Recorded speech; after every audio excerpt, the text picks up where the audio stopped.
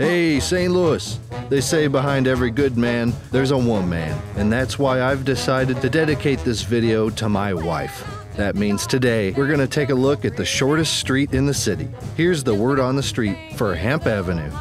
Hemp Avenue is named after Louis W. Hemp, president of the Old Chouteau Trust Company, and is the shortest street in the city, measuring in at a whopping 150 feet. Hey guys, hope you liked the video. Don't forget to smash that like button. While there may not be a whole lot of info on Louis W. Hemp, there is quite a lot to be said about the hemp plant. As perhaps the world's oldest textile fiber, this plant is probably the most significant crop in mankind's history. Hemp cloth dating back to 8000 BC was uncovered by archaeologists at the site of ancient Mesopotamia, and the plant was utilized greatly by Chinese civilizations for over 6,000 years. Experts believe it arrived in Europe in approximately 12,000 BC and continued to spread across the world.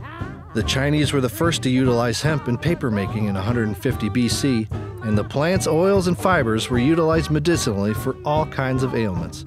The Middle Ages found hemp many new uses, from propelling ships on sails made of canvas, canvas being derived from the word cannabis, to creating rope 3 times as strong as cotton. Seriously, you'll be amazed at how many uses this plant has. In 1535, King Henry VIII passed an act that urged all landowners to sow 1/4 of an acre of hemp crop, or else face fines. Hemp ruled the New World as well, and was produced in nearly all of the United States at one time or another. Missouri, along with Kentucky, were the top industrial hemp producers according to an 1873 report. Kentucky produced nearly 65,000 tons, with Missouri coming in second with about 38,000 tons. Hemp production slowed moving into the 20th century due to propaganda by powerful companies like DuPont Chemical pushing for petroleum-based plastics and synthetic textiles, and powerful people in print like William Randolph Hearst that felt his timber empire behind his newspaper business was threatened by the cheaper alternative to tree-based paper.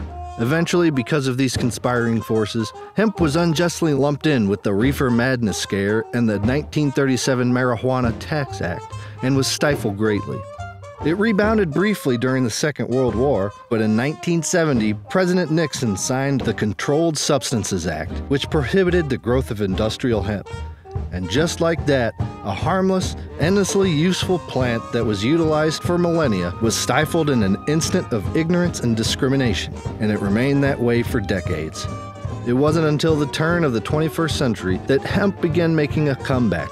Hemp seed and oil began being imported in 1998. Hemp foods and body care product sales were beginning to be protected in 2004, and the first hemp licenses in over 50 years were granted to 2 farmers in North Dakota.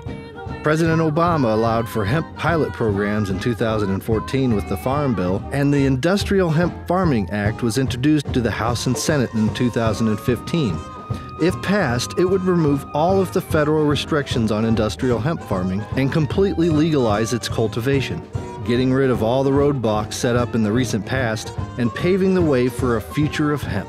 This simple plant has the potential to help give our farmers more work, give us access to stronger quality clothing and plastics while lessening our dependence on oil, provide us a healthy protein while lessening our carbon footprint from meat production, and so much more. With the durability, diversity, and dependability that the super product hemp can provide, it will certainly play a major role going forward as a greener, healthier, more sustainable Earth. Who knew there was such a big story behind such a little plant? And that's the word on the street. Hey guys, thanks for watching. If you really liked the video, if you learned something, how about you give it a like and a share and help spread the word about this awesome plant. Take care.